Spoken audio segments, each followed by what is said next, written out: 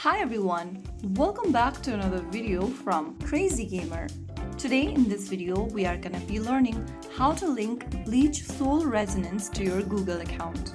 If you want to link your account to Google in BLEACH Soul Resonance to save your progress, first of all open the BLEACH Soul Resonance game on your device and make sure you are inside the lobby screen. Once you're in, go to the top right corner and tap on the menu button.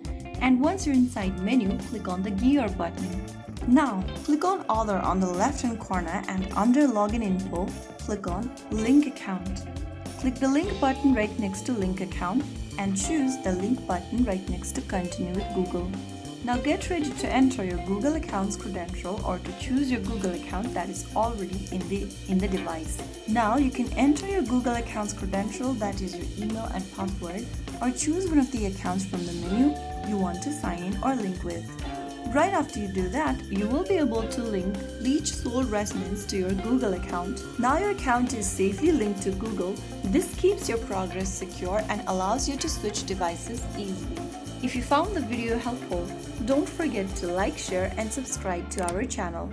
I will be back again in the next video. Stay tuned. Till then.